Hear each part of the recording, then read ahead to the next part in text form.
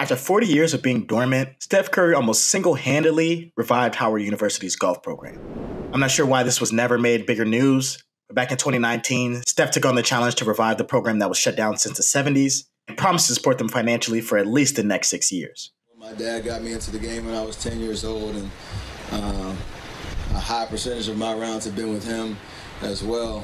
Bridging that part of my relationship with the game into creating this opportunity with Howard to provide scholarships for men and women to play the game, to go to Howard, to invest in their education, and be a part of this amazing university that I've heard so many great things about. The program started to gain some traction after a student named Otis Ferguson was going around Howard petitioning for an intramural golf program at the school, hoping that one day he could somehow get the support around campus. There'd be some people who were at least interested or maybe had played golf at some point.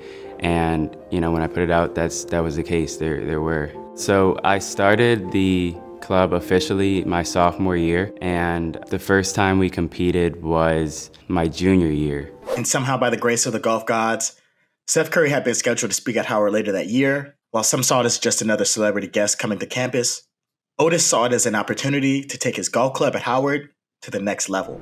He kind of was like interacting with everybody down at the stage. Hey Steph, let's get in a round of golf before you leave. Like he just kind of stopped in his tracks and then came back my way, and he was like, oh man, I can't even do it. Like I gotta hop on a flight, but if not, I would.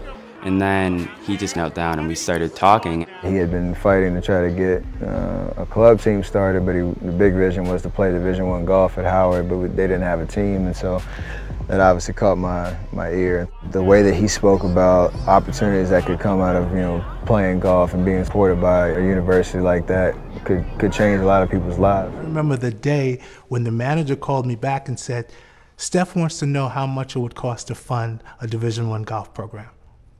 And my eyes started to, I was like, whoa, okay. There's a lot of black men and women that love to play the game, myself included. We can create a vision for them if this is the North Star of you could play Division I golf at a HBCU and then create a support system that supports them all the way through. That's the long-term win, that's the long-term impact. And Steph kept his word. He pulled up to Howard to meet with Otis, school admin, and the media to announce the introduction of the school's new Division I golf team.